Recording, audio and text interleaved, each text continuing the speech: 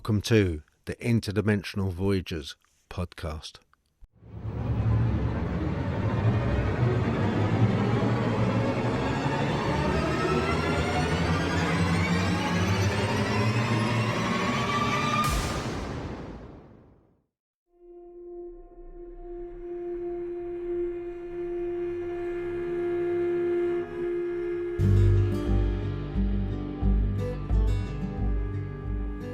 Why do we listen to podcasts like this, the paranormal and cryptid?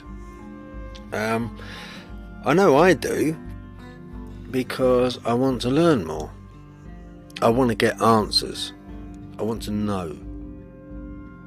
And that's because I had experiences. All throughout my life I've had experiences. And different ones as well. I've had experiences of ghosts and shadow beings and cryptids and all kinds of different stuff, which if you tell somebody, they'll go, no, it's got to be this, or it has to be that.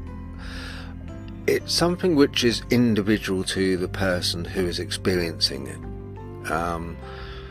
It's a shame that it's not very rare that you get en masse experience. Sometimes you do, but rarely, very rarely. A lot of our experiences we have are just individual to us. We see something in the dark, we see a shadow, we see a cup fall off a table, and we try and find out why. We wonder, and it stays with us, and it leaves an indelible mark which stays with us, and that is the reason why I do what I do. And I do podcasts and I do videos on my Dogman Teepee Hunting channel, to try and explain, to try and find out more, to try and explain, to try and get in contact with people that have had the same type of thing happen to them.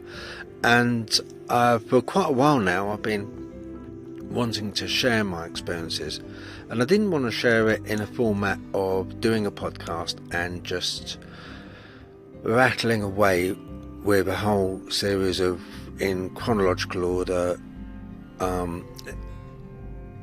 things that have happened, experiences that have happened to us. I didn't want to do it that way. And it just so happened that two girls, Kerry and Natalie from Sanctum podcast, they also run a Facebook page which is Seventh Sanctum, members only, but check it out. And they're brilliant. They're both really nice girls, brilliant Facebook page, and wonderful podcast, really good. Highly recommend it.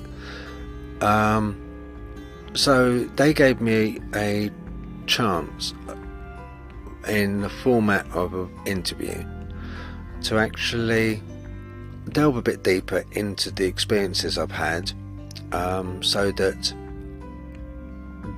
they know, and you know, how I got here, a little bit more about me, how I got here, why I'm so interested, yeah, it was a good experience, and I hope you enjoy it. I really do. If you've had any experiences that you're about to listen to yourself, then leave a comment, let me know. If you've had experiences like the ones I've had and you would like yours read out on my podcast, either anonymously or not, that's fine. Or if you would like to discuss your experiences, or you would like to discuss with me about a subject that you agree with or don't agree with, you have your own views and you want to discuss them live, then that's fine as well. Or if you want to chat, just drop me a line either on Dogman Teepee Hunting, my YouTube, or on the Interdimensional Voyagers podcast. Okay, so what we'll do, we'll jump straight into it. This is once again an interview that I did with Kerry and Natalie from Seventh Sanctum.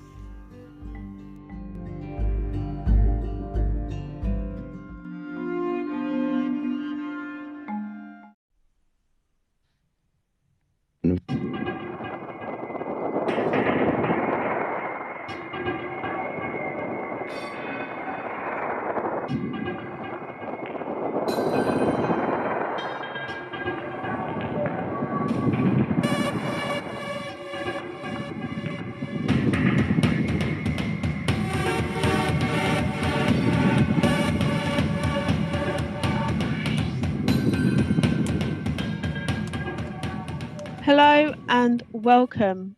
I am Kerry-Ann and you are listening to Seventh Sanctum. And I'm joined this evening with my co-host Natalie. Hello, Natalie. Hi, good evening, everyone, or daytime again, because I keep forgetting that we go out randomly. Yeah, morning, noon, or night, whenever you're listening. Welcome. Thank you for joining us. And this evening, we're really excited to be joined by Phil. I don't want to do a disservice by mispronouncing your last name. I should have checked that beforehand. Yeah, So that's fine. Yeah, it's Phil Cotsval, Kotval. thank Cotsval. you. Thank you Yeah, so much for joining us. or Dogman Teepee Hunting. Which is a vibe. I love that. Yeah, not too bad on pronunciation of that. Yeah. No, to be fair, I will be honest with you. I fail with a lot of pronunciations and it will just hit at any time. There's no rhyme or reason. I could have said the word about 30,000 times already and I still mispronounce. So yeah, I do apologize. But thank you That's so fine. much for joining us. It's so good we've been talking about Yeah. doing an interview for a little while. It's so great to have you here. Oh, thank you. Thanks for having me. No, it's great being here. You're welcome. Yeah. So we'll start where we normally start when we have guests on the show, and that's usually at the very beginning for obvious Okay. reasons. So what Yeah, we'd love sure. to know is where did all this begin for you? The paranormal, which is what the show is about, paranormal, otherness, and everything else that's in between. How did Yeah. you find yourself here? I found myself here because I've always had the paranormal looking into me, basically, a lot of the time. Right from when I was a young kid. I remember once being on a push and pull, we used to call it a push and pull train, and being at Ipswich Station, getting a change of trains to go to Liverpool Street Station. And I looked across into the carriage of a train at the platform as we were walking along. I was with my mum, and there was, all I can say is they looked like ghouls. They had silvery white hair, piercing black, quite small eyes, piercing black eyes, and they looked ancient, really, really, very old. You know, like people get maybe at Halloween these latex masks, and they put them on, and they look really credible. They kind of like look very, very lifelike. This was back in the 1970s. They didn't have any masks like that back then, and there were two of them sat side by side on facing us and looking out the window past us as we were walking along towards them. They were looking behind us, and they were waving in such a manner that it was an up and down flowing wave, almost like the same type of wave, you know, when you're a kid and you're driving and your dad or mum are driving in a car and you stick your hand out the window and you let the air catch your hand and your hand goes up and then it goes down again, and you kind of like do that. They're waving in that style, very exaggerated, slowly, but they were very odd looking. And I said to my mum at the time, Mum, look. And she went, just keep walking, just keep walking. She didn't really want to know at all about that, no. I had other experiences where I stayed in a bungalow. We did in Clacton-on-Sea. Mum and Dad split up, so I went to stay with Mum. I was always Mum's boy. So, the bungalow was always a little bit eerie, strange. On one occasion, we packed up the car to go away for the weekend to visit my sister, who lived in London. And Mum turned round to me as I was packing up the car, and she said, with the bungalow, it had a partitioned attic, so it's partially boarded, okay, and you had a loft ladder you had to pull down without it hitting you in the face. So you pulled that down to get up there and then kind of like go into the loft, and there was a window overlooking the garden, a small UPVC window with, funny enough, some nets and a curtain. Oh, they'd always been up there since we moved in. We'd only been there about 18 months at a time. And Mum turned around to me as I was packing up the car. She said, Phil, make sure you check that window and close it, okay? Because I don't want anyone burglars getting in. And I said, yeah, no worries, Mum, I'll go and do that. So I went upstairs, got the loft ladder down. It didn't hit me in the face. That was a bonus. Got up into the loft, went over to the window, locked it, shut it, and pulled the curtain. I don't know why I pulled the curtain, but I did. There was nothing in the loft. And we went away. Came back on a Sunday. Anyway, go out the car, start getting the stuff out, and instantly I heard Mum go, Phil, the window. I told you to shut that. And I looked up and the window was open. Oh. I thought, right, okay, that's really weird. So, and you'll get why it's weird in a minute, because I went up into the loft, checked it. As I went up the ladder, there in the loft, I saw two birds, and I swear, two birds, and their wings were crossed. They were lying side by side, and their wings were crossed over their chests. And they looked like they'd been there. They're mummified. They looked like they'd been there forever. They were white. Whether they were pigeons or doves, I don't know, but they were white. And when I picked them up to bury them, they were powdery. That's what I did, and I buried them in the garden. On the same bungalow, there was another episode where I was listening to Jean-Michel Jarre on the TV. So it was one of his live concerts, and I was like kind of listening to that. And I was sat adjacent to some sliding doors where the patio door is, and the curtain was drawn. And I had my earphones in, and it was the old, like back in the day, there was no Bluetooth, so long lead going to the TV, and I was listening to Jean-Michel Jarre. And Bonnie, our dog, or Mum's dog at the time, she was sat on my lap. Mum's in the bedroom asleep. All of a sudden, I heard a bang, bang on the window. I was like, right, weird, okay. Gave me a hell of a start, and I was like, right. I instantly didn't go to the window. I went over, knocked on Mum's door, said, Mum, you up? Yes, what is it? I said, there's someone at the window. Okay, I think there's someone in the garden. It was a long garden, narrow. There was a garage and a driveway to the left as you look down. And there was an old folks' home. Felt quite sorry for them, really. The old folks' home on the right-hand side, because I used to, when I was in the garden with the dog, I used to see the old biddies out the window looking down, you know, and I thought, I don't know, I bet they'd love to be in the garden, you know. Anyway, so I said, Mum, look, just, if you could just, like, get up, because I'm going to go and have a little look and take Bonnie with us, just to check. So I got a torch, and at the time, this was for 1980s, middle 80s, yeah, about then, 85, I'd say, 85, 86. And I had all I had with me, a torch and air pistol, a 177 air pistol. So I thought, all right. And I thought, okay. And opened up the curtain, slid back the door.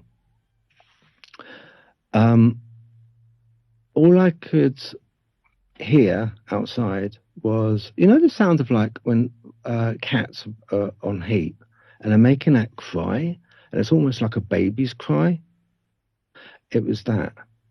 And it was coming from at the bottom of the garden, there was a vegetable patch, which was segregated off from the rest of the green lawn by a little cast iron gate. And we never used it for vegetables. It was just down there. It was funny enough, it's where I buried the birds. And so I went off down towards the garden, you know, I thought, right, okay. The crying got louder. Bonnie, our dog, Mum's dog, just went back into the house. Didn't want to know, just went back into the house. And I saw Mum at the light behind her looking down through the patio door. And I had the torch. I swept the torch around the garden, couldn't see a thing. The crying continued, got louder. then halfway down the garden, a little more than halfway down, I heard bang, bang, bang. The fences started rattling. The side fence, both side fences and the bottom fence rattled like cats had hit it. But both at the same time, all three fences shook at the same time, and then it went quiet, absolutely quiet. Another thing at that bungalow was the footsteps as well. So I would be kind of in the bedroom. I was I don't know, must have been about 18, 19, I suppose then.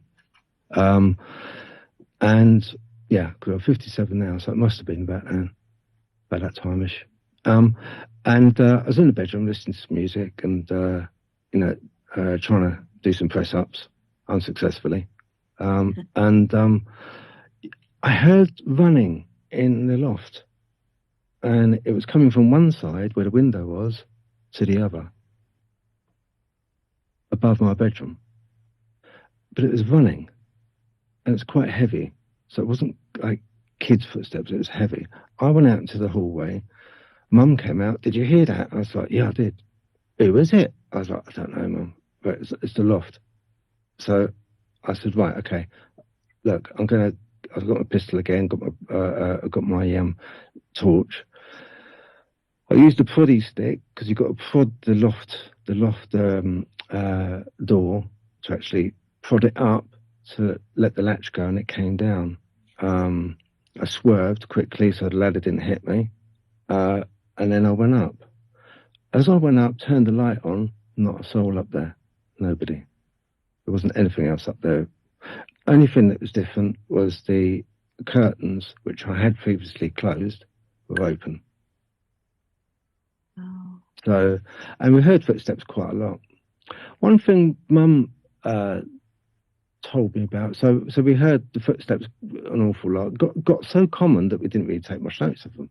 I didn't go up again, really, because I'd been up about 3 times over the footsteps, still never saw anything. So I didn't really bother anymore. I thought, oh, well, whatever they're doing, having a party. But the one thing Mum didn't tell me about at the time until we left, and it wasn't till afterwards, she said, you know, Phil, the one thing that did scare me, I said, what was that, Mum? She said, I was coming out of the bathroom, and as you come out of the bathroom, you go into a main hallway, and to the right-hand side, you've got a kitchen door, and then to the left-hand side, Mother's bedroom, and then the next door would be my room, front door, sort of to the left, a bit of that, and then the lounge. She said, I saw the loft door rattling. It was banging up and down. I wasn't in at the time, I was out. So she saw that. She saw and heard that, the loft door banging up and down. And I was like, wow, that's you know, that was like kind of freaking. It had a weird feeling to it. And I do remember coming down, there was something in the loft, because as I was going past it one evening, just turn that off. I remember as I was going underneath the loft hatch, and I heard a voice, and the voice said, beware, Phil, beware. It was a deep voice saying, Phil, beware. Anyway, we moved soon after that. And then we went to live down here near Greenford in London. And that's when it started down there in Red Masonette. And that's when it was a shadow being, really. So it was a masonette in a block of 4. We had the ground floor one. And at the time, I had a girlfriend, and I was going out, seeing a girlfriend, staying over hers. I didn't spend an awful lot of time at home with Mum. I was like out over there mostly. And one evening, I did go over to Mum's, and I spent like the weekend at Mum's. And she said, you know, Phil, I see every now and then, I see like a thing go past. Because what it was, there was a hallway. And between the lounge and the hallway was a slightly frosted glass door. Yeah, and then you step into the hallway, bedroom on the left, bedroom door in front of you, go down the hallway to be a bathroom and then the front door. And I was like, oh, really, Mum? What was that? And she said, well, it's quite low and it's sort of like a smoke like going past. I was like, oh, right, okay. That place was always a bit creepy. I've actually got it recorded of Mum. I recorded it, what she said about it, and she said that a spiritualist friend of hers came to stay with her, and she said, "You know, her mum's name was Joey," and she said, "You know, Joey," she said, "I like your place, but I'll never stay here again." And Mum said, "Why not?" She said, "There's something wrong with it. There's something not right. There's something bad. There's something here." And when I stayed there the weekend, I remember seeing, just going past. Now the thing is, the light was out in the hallway. Okay, lounge lights were on, but the hallway light was off. But this thing was so dark and so black. It was black against the dark of the hallway, and you saw it going past the window. It was almost like a dog, but I don't know. It's just, yeah, strange. Mum pretty chill about seeing all this kind of stuff in her houses, or did she just get used to it for a So bit? chilled. No, it doesn't worry her, things like that. So don't worry her. She doesn't make a big thing of it at all. Doesn't worry her. She's like kind of, oh well, yeah, another thing. Just saw another shadow being, Phil. I was like, right, that's great. And I'm like freaking out, and she's like, right, it's just one of those things. Yeah, don't worry about it. I was going to say, yeah, your bungalow, it was like your manifestations are quite physical, aren't they, really, in a way? So it's like at the corner of your eye, is it? It's a different... No. Yeah. It's just like, oh, well, I was a bit scared the one time and everything was, I know. Yeah. It's just, the only thing that did freak her out was the loft door banging up and down, and just strange.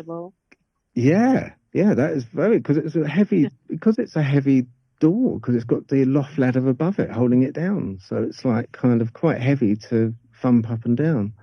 And just straight, do you know what? With all the paranormal stuff that I've had, you also get not just paranormal stuff, you get coincidences, strange coincidences that also happen. Get this, at the bungalow, another thing that happened was, and it's not paranormal, but it's just a strange coincidence.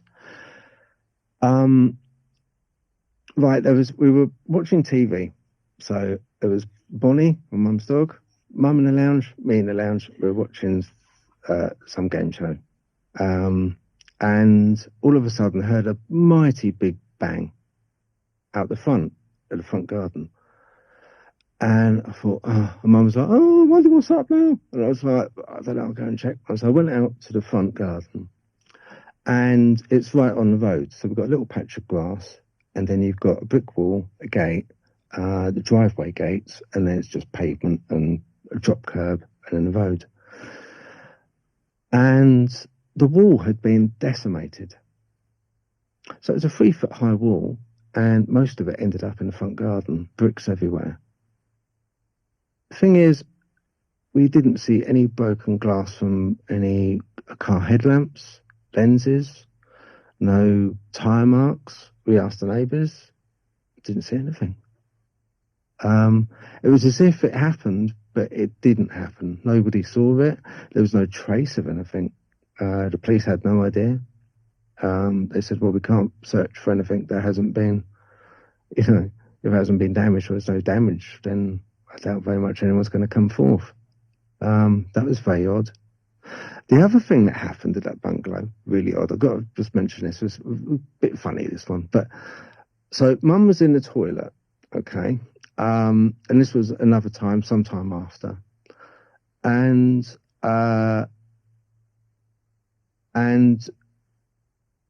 so she was going to go into the bathroom. That's it. She was going to go into the bathroom. I heard some blue lights out the front, so the police were about, and I thought, oh, there's a big thing in there. This was in Clacton-on-Sea, yeah, otherwise quite quiet place, lovely for retirement and quite quiet, So blue lights is a big thing, especially in the 1980s. I thought, oh, what's going on? So I had a little look out the front, And police officer said, do you mind, sir, just get back in the house, close all the doors and windows. I was like, right, okay, whoa, something serious. So Mum came out of the bedroom and she said, I'm just going to go in the bathroom. And I was like, right, no worries then, Mum. As she turned the bathroom light on, I heard a police officer go, there he is, there, get him.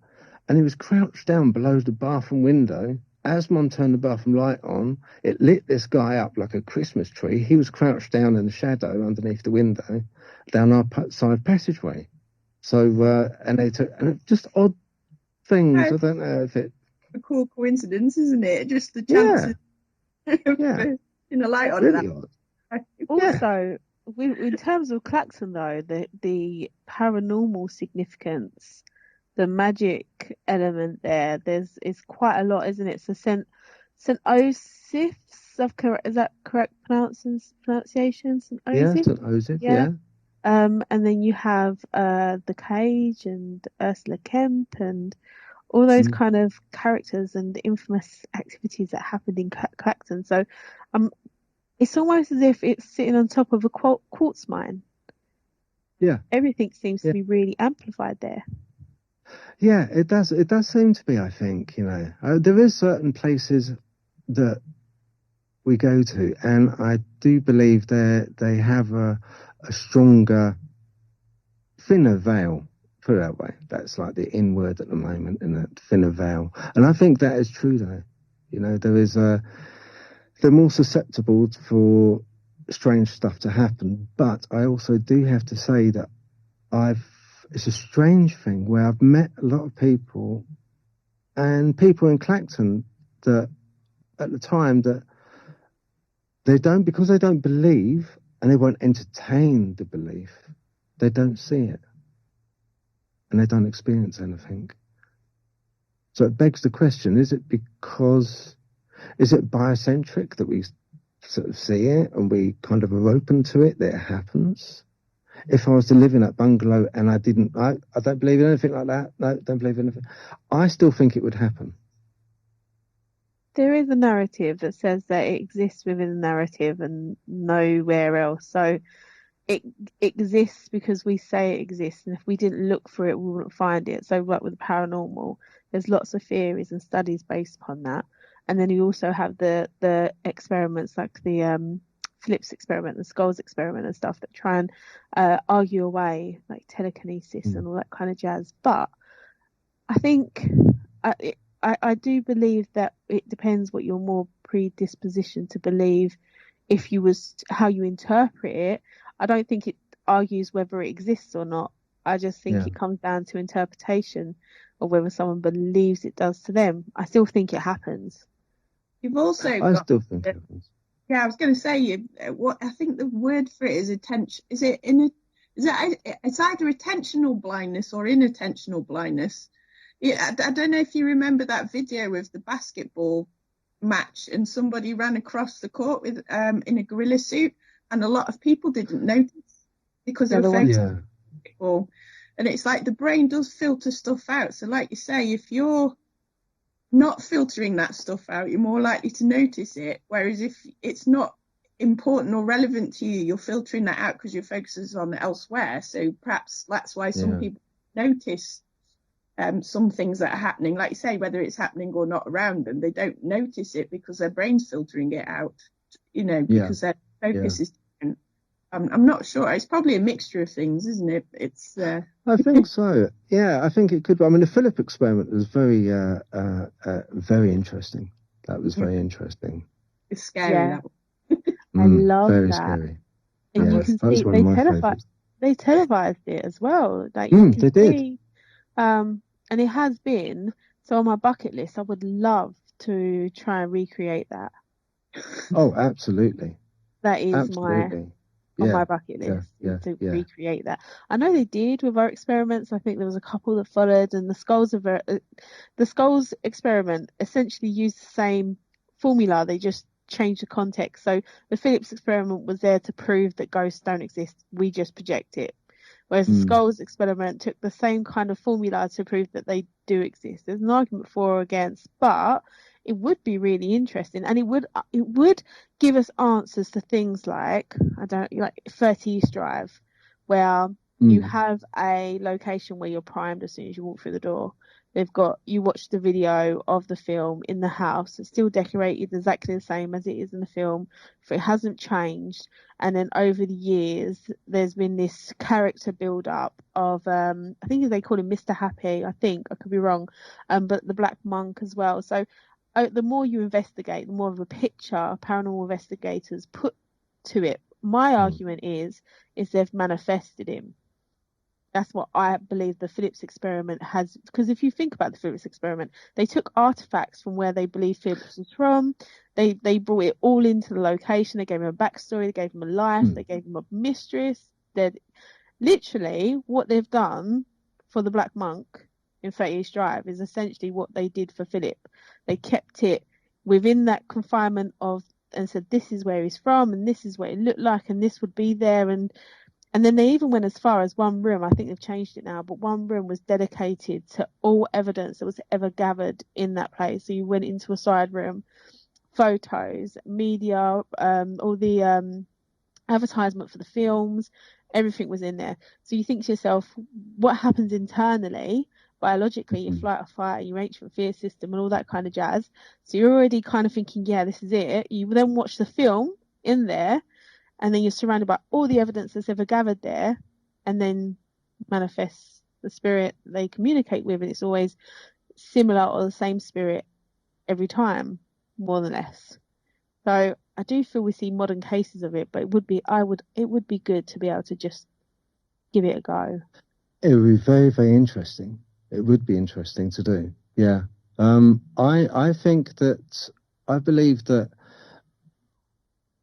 the deeper you look into these things and the more you inquire, an inquiring mind looks into these things, the more it looks back at you and the more it happens to you. That's a definite. That does happen. I can concur with that one. Yeah, that definitely does happen. And sometimes you have to be careful not to go too deep, because sometimes, you can. I remember another story I had, which was the scariest that I've ever had. I can honestly say I would never want to meet again. I was working for a garage called, I won't say the name of the garage, but it was a BMW garage. I was working in London, and it was a Chiswick roundabout. It's gone now, but and I lived down the high road in Chiswick, and I just got basically it was a bed set in a shared house, and it was above a shop. So it was a shop on the ground level, and then 3 stories up, and I was on the top story in a top bed set. So there was a grotty shower halfway up, bathroom. You can imagine it's kind of like, everyone's using it. No one really watches it out. Shared kitchen. It wasn't great, but it was a base, and it was near to work. So that's what counted, That's what I cared about at the time. Anyway, one evening, and I remember it being towards Christmas time. Can't be exact, but I'm sure it was beginning of December. And I woke up in the early hours. Must have been around about 2 in the morning. Why I know it was around about 2 is because I had one of those old-fashioned digital clocks, and it used to flip down. The numbers used to. And I think it was, I'm sure if I remember right, it was about 2 o'clock-ish. Anyway, I woke up and room was dark. Now, the layout of the room was just a bed and a room and a wardrobe. So you walk through the door, through from the landing. There was another bed set adjacent to mine across the landing. And as you walk through into my room, on the left-hand side, there'd be an old in situ, when I got there, it was already there, chest of drawers, 2 opening up doors, and a mirror in the middle, long length mirror in the middle, and a bed in the room. And then to the right hand side of the bed was a sash window, a large sash window, and it was very high up. So you look down, it's like the street is way, way down. And I remember waking up and I couldn't move. I couldn't move my arms. I couldn't move my legs. And I looked across to my right where the sash window was, and the light coming through, it was amber from the street lamps, but because it was so high, it was about higher than the street lamps were, but you could still make out the light hitting the ceiling. And in the corner, excuse me, in the corner was this dark shadow, and it was like a ball. It was a mound, as if it was crouching, basically. Then it lifted up, and it was a person. And the person had a hat, and he looked like the Pied Piper in silhouette, even down to... Do you remember the Pied Pipers when the outfit where it had like the skirt? I think they called it cravelle or something. It had like a skirt. Even though the guys in those days used to, like Blackadder days, used to wear like this skirt thing. You could see that, but in silhouette form. And it walked against the wall from the window towards the bottom of my bed and stopped. I couldn't move. And when I tell you that this entity emanated something beyond fear, it was evil. It was bad, it was evil, it was just the worst kind of feeling emanating from it. It was just awful. It was horrible. It was just, yeah. I was quite young, and I kind of weed myself because I was that frightened. Wow. And it stopped, and it then... I knew it was looking at me, but I couldn't see its face because it was all shadow. But I could feel it looking at me. And then it moved on. And then it went across the wardrobe. As I went across the wardrobe, the mirror dulled. There was a mirror, so I saw it dull. Because I could move my neck, I could move my head, but nothing else. And then it disappeared. And I don't remember anything till the morning. Wow. Then I woke up, Then I woke up in the morning, and it felt like, I don't know, I felt like I had been drinking all night, but I hadn't. Because I'd worked that day. So not on a school night, I don't drink, I never used to. And the funniest part of it was, it's a bed set with all different kinds of people in it. Yeah, some are okay, some I didn't know. It's complete strangers.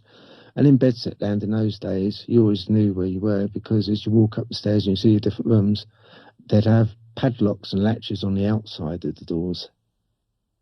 You know, and I always was absolutely fastidious in keeping my door locked when I was in there and putting the padlock on when I was out. And the door was open. So I don't understand that. In the morning when you woke up, the door was open? Yeah. Oh. Wow. And I'm fastidious. I was like, you know, I didn't have an awful lot. You know what I mean? There was no sort of mobile phones then and things like that still, but I always locked it. Made sure I locked it because I didn't know who was in the house and who wasn't. Did anyone... Oh, sorry, Kerry. No, go on.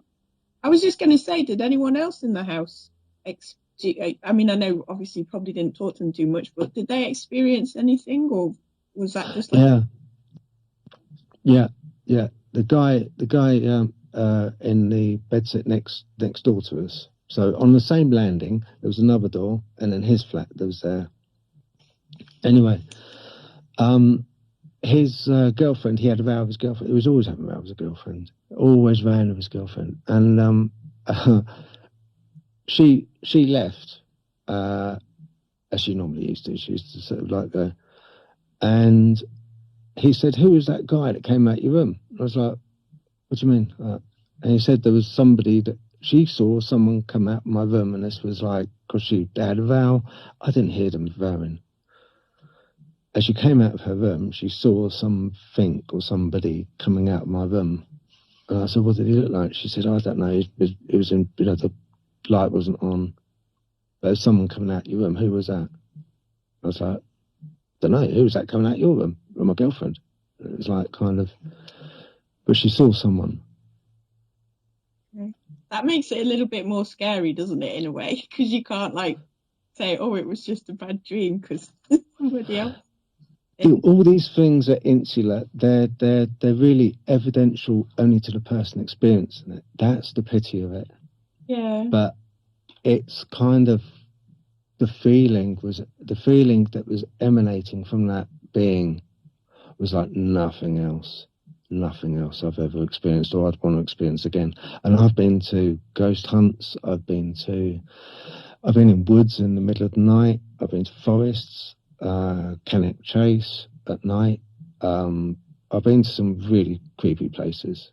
I've never felt anything, thank God, anything like that before or again. I wouldn't want it. I think that most everyone's got that one story.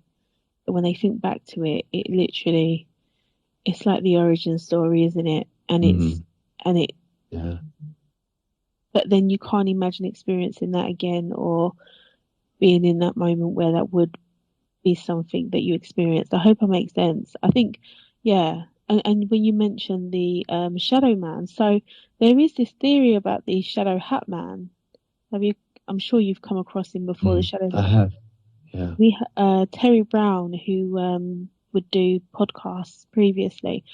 She had some really terrible experiences with the Shadow Hat Man and ended up writing books based upon him.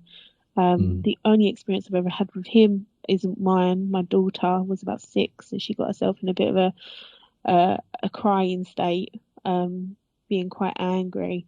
And once she calmed down a little bit, she had her space and she said to me, "Who was the man in the hallway? He looked like Abraham Lincoln." And I was like, "Oh, I don't know." And it weren't until years later that Terry said, "No, that's the Shadow Hat Man." And he isn't a nice person, is he? No. It's I didn't know about the entity until afterwards because it was blimey, Riley. It was the 1990s, late 90s. So it was early days. I didn't know anything about. I knew about ghosts, yes.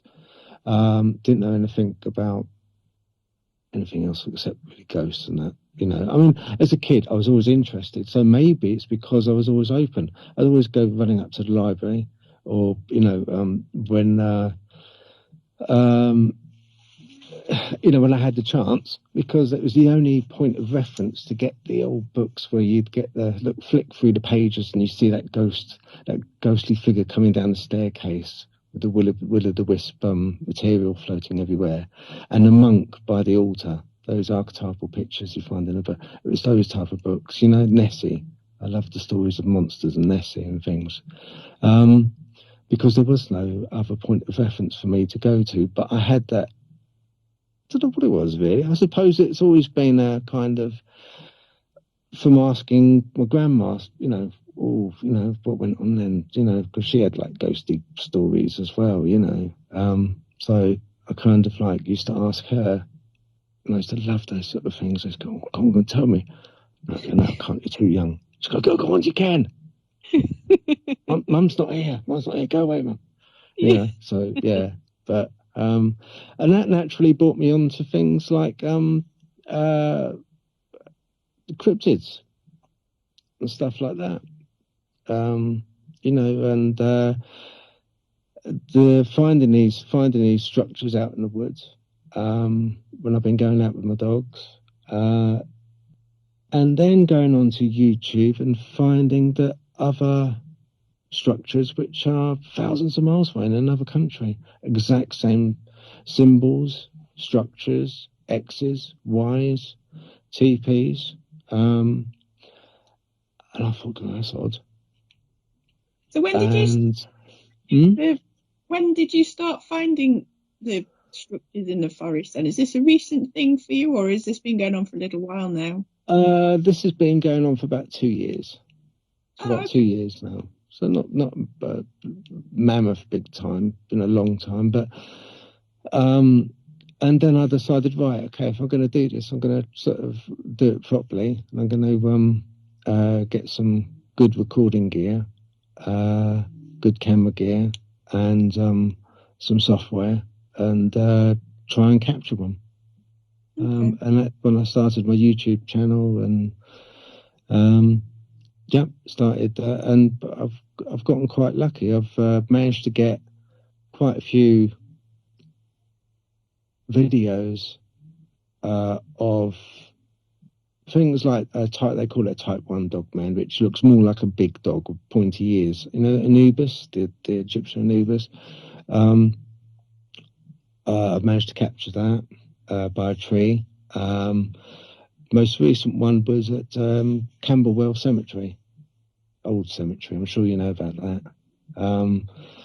I was there, and so it's another thing.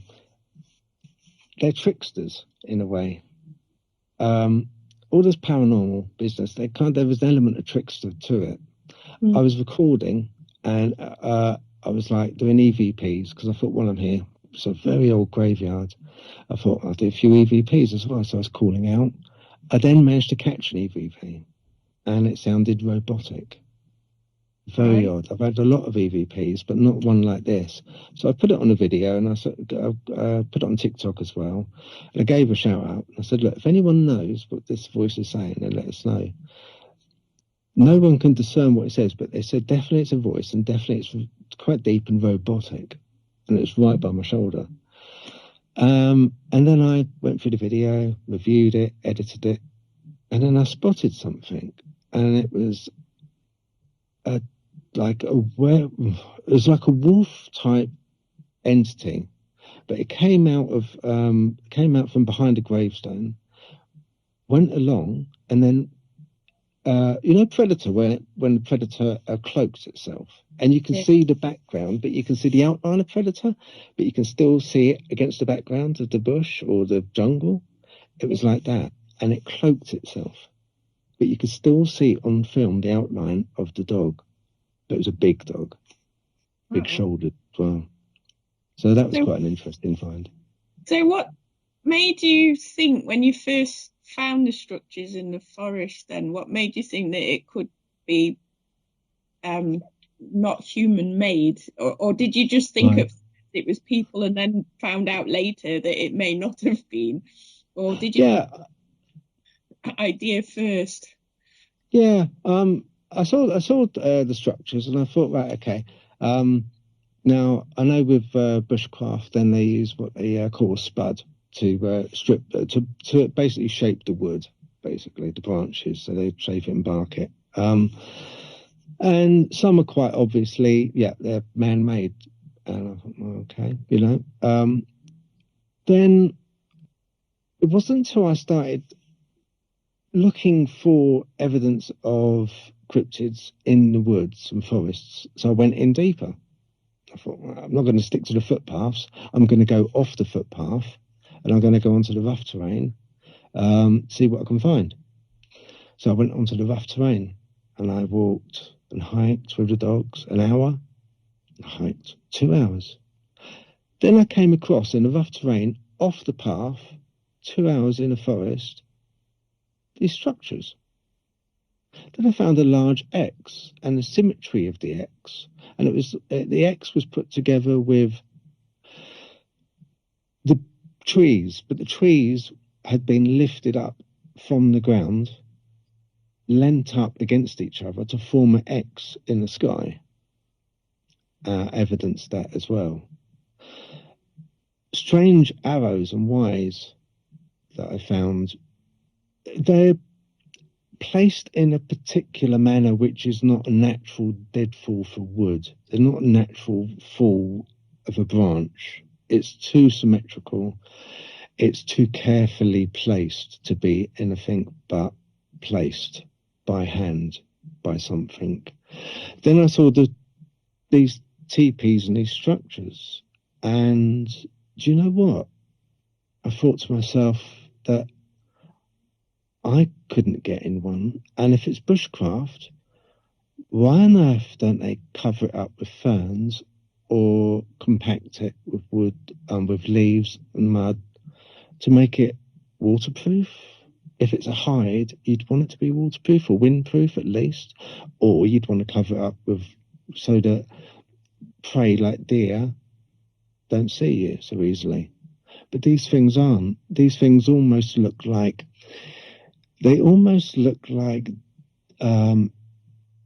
they're interweaved branches, interweaved into each other, into a structure, some which look like a Indian teepee, with sometimes no entrance and no exit to them. They have been found with things like number plates, car number plates inside them, but no entrance, no exits. Yeah, so you get like almost like, I wouldn't say gifting, but you get things inside them. And this is like an hour and a half, 2 hours into a forest. It's a long hike. Yeah. So kids, could be kids, but would kids really go that deep into a forest? It's quite scary anyway. Yeah, that's likely, doesn't it, really, to be fair? No. I have asked, as a girl that I know, I work with her, funny enough, and she's a leader of the ACF, which is the Army Cadet Force. And I said to her, I showed her photos and videos, and I said, do you make it? She said, oh, yeah, we make shelters like that. Yeah, sometimes, yeah, but we do cover them up. We would like make them waterproof. But they're not ours. I was like, oh, no, I didn't think it'd be yours. No, I just wondered if you, yeah. She said, no, because with the Army Cadet Force, the whole ethos is leave no trace. So we always take any shelters down afterwards. Yeah, because you think most bushcraft is like that, isn't it? It's about leaving no evidence we're there. So, like, to go to that effort to put the structure up and then just leave it. And like you say, the entranceway, if it is a bushcraft type thing, you want the entrance because the idea is that you're going inside it. Yeah, yeah, exactly. Yeah, and you'd want it so that it's comfortable inside, so that you don't have to get. So say it's been raining and muddy, you don't want to get on your hands and knees to get into a structure in the mud. You'd want it so okay if you bend down, but you don't want to get on your hands and knees. When you're in it, you want to be able to maybe stand up. These things you can't. It's as if they're made for something to curl up into. Okay. On the ground. Another odd thing I found with these is there's always usually burning inside. Like the wood has been exposed to some kind of energy force which has burnt the wood on the inside. So much so that on videos you can see me where I've picked a piece of the wood off, and it's just the very surface of the branch, and it's gone to charcoal. But there's no scorch marks at all on the ground. There's no fire on the ground, no scorch marks, no leaves which are burnt, nothing. It is just the wood which has been exposed, I believe, to some energy. High energy force or field. I was going to say as well, that I assume you've never seen footprints and things either, because I mean, being in the woods with the mud and stuff, you'd expect to see if there were people, people, Yeah, no, I've seen what could be construed as footprints. I've seen footprints, quite large ones, on a number of occasions. I haven't taken casts because I didn't have any plaster of Paris to take a cast, but I have taken photos and videos of it with my foot up against it to show the size difference. But no, that's a good point though. I've seen in Cannock Chase, I took a video. Once again, I didn't mean to capture this. It just happened and appeared. It wasn't until I edited the video afterwards.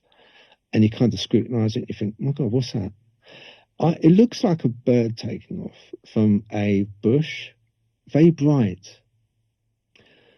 But then when I slowed it down and expanded the picture, you can see what looks to be a Bigfoot type creature, but that bird taking off is not a bird taking off. It's like a lightsaber it's throwing, for want of a better expression. It looks something like it's throwing something that's lit like a lightsaber. It sounds odd, but yeah, on the video it looks like that.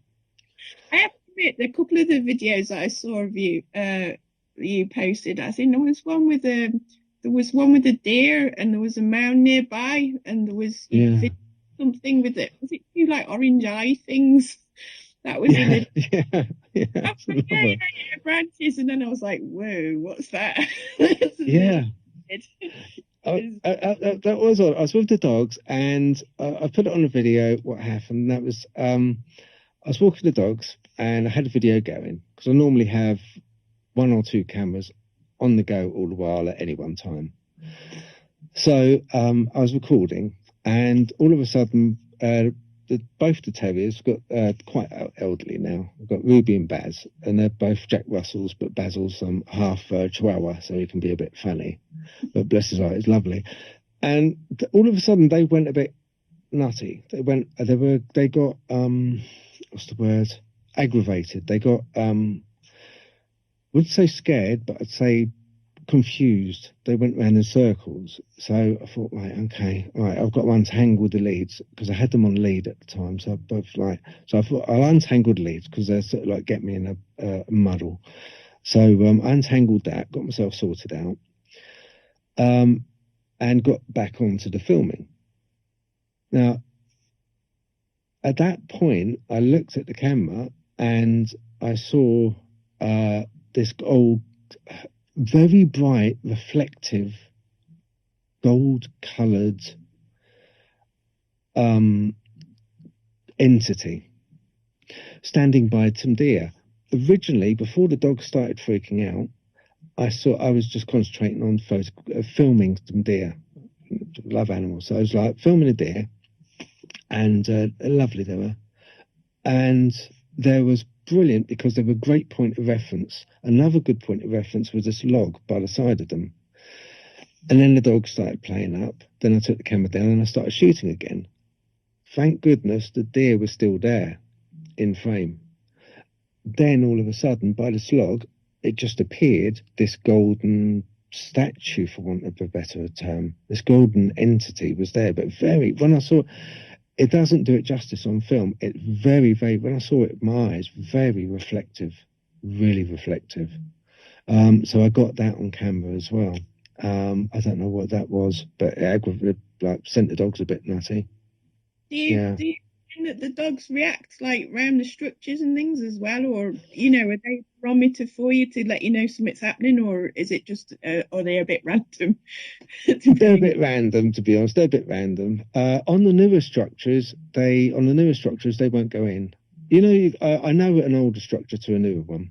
So a newer built structure, if I go into a forest and kind of go off track, if it's a newer type structure, what I do is I take a temperature reading. So I take an ambient temperature reading of the ground outside, and then I take a temperature reading with a laser thermometer of the ground inside the teepee. There's always, on newer one, about 1 to 2 degree differential in temperature. It's cooler inside the TV, always, which you could put down to maybe it's shaded. So yeah, might be that. In all honesty, it could be that. But I have also got a K2 meter because of my ghost busting days. So I get the K2 meter out, and the younger teepees and younger structures, the ones which look like they haven't long been up, always quite high EMF reading on it. So the fluctuations there, yeah, and I video that as well. I try and be as open book policy about my videos as possible. So I film myself doing it, and if it doesn't come up with anything on the EMF, I show the camera. It doesn't come up with anything, but I tried. Yeah, it's better to be open book like that than not. You know. Well, that's because then, like you say, you get a baseline as well, and then people can turn around and say you're cherry picking because you can go, well, this one didn't have, and this one, but on the majority, I am finding. Yeah, that's it. Exactly. Yeah. Have you done EVPs around near the structures at all? Have you tried? Yeah. Have you a couple of times I have. Yeah. There was one which was, but you see, I don't know. I think the robotic sounding voice I got in Camberwell Cemetery, I think that was possibly a Dogman. I think that was the entity, because they do voice mind speak to you. They're meant to. I haven't heard that yet, unless it was that I heard on film. But then it was caught on film as well, so I don't know. But yeah, normally I do catch you up. Not often, twice so far. 3 times with the Camberwell Cemetery.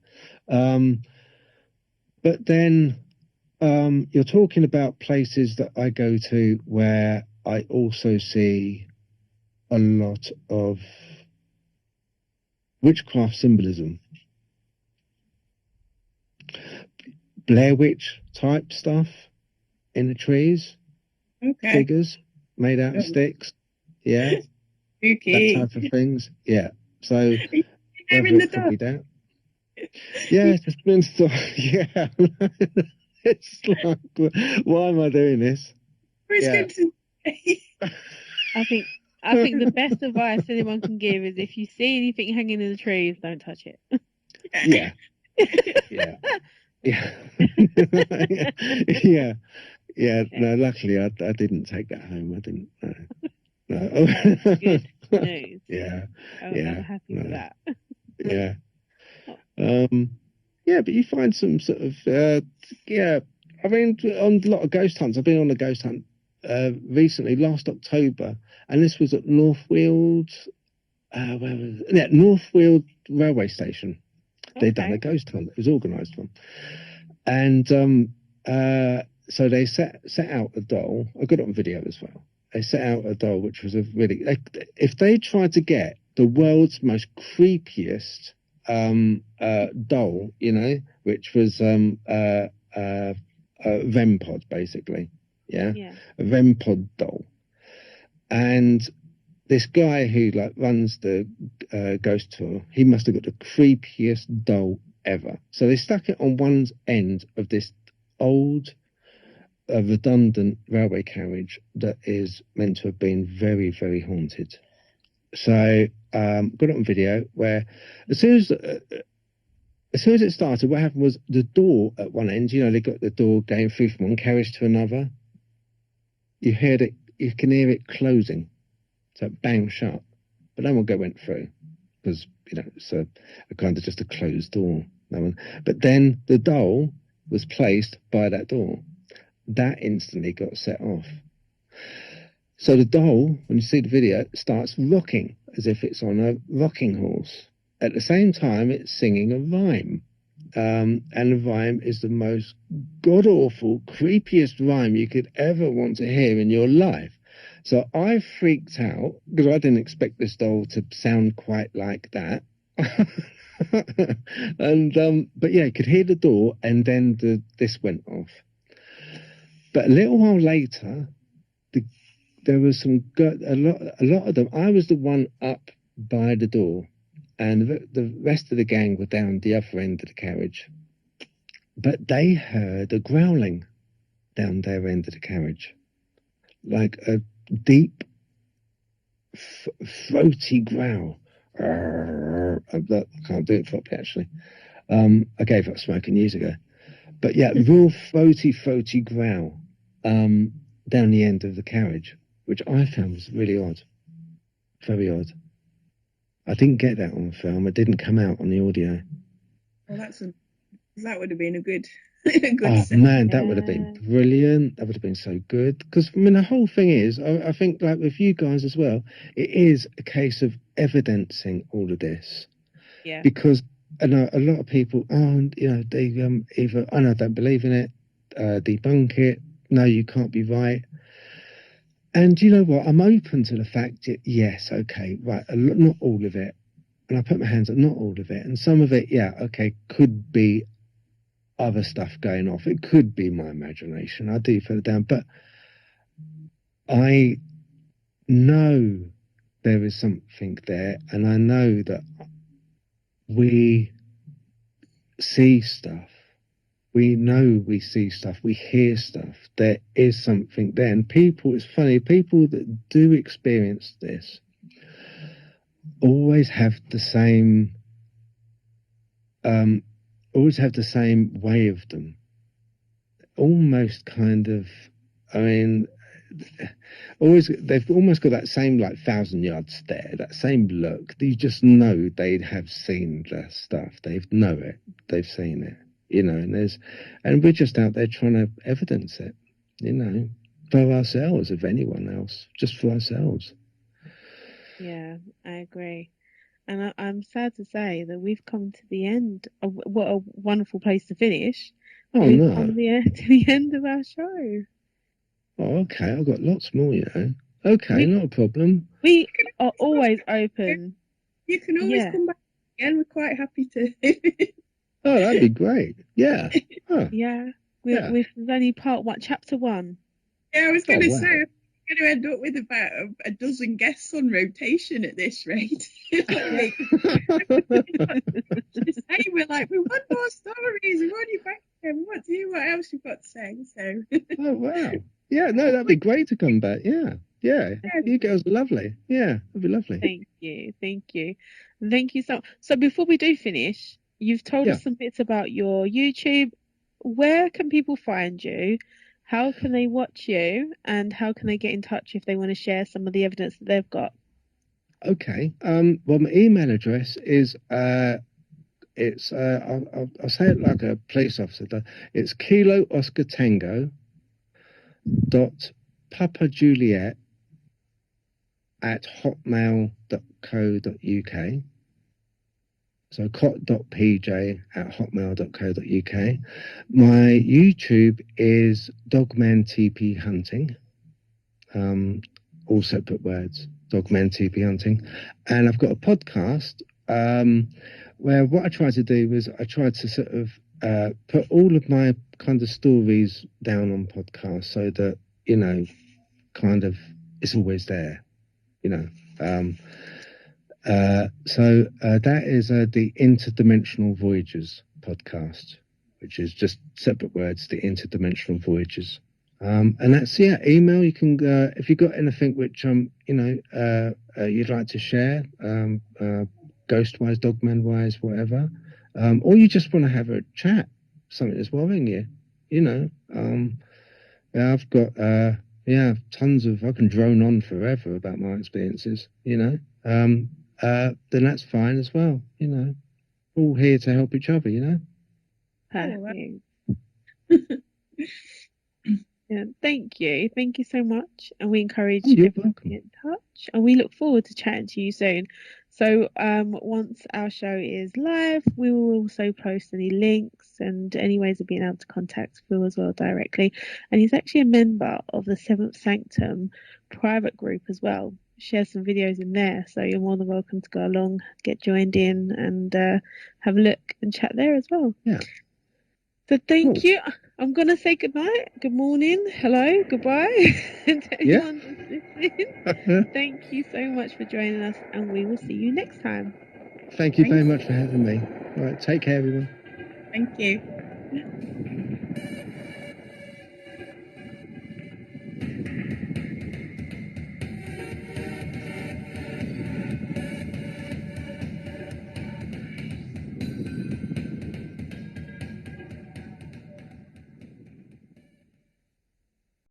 the next episode of the Interdimensional Voyagers.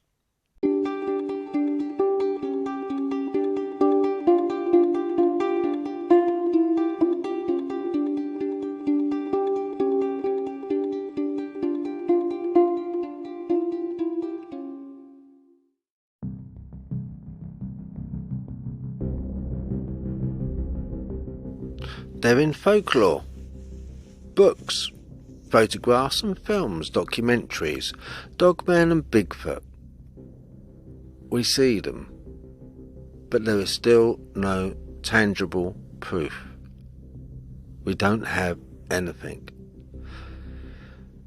Who actually are the clever ones? Who owns the forest? Us?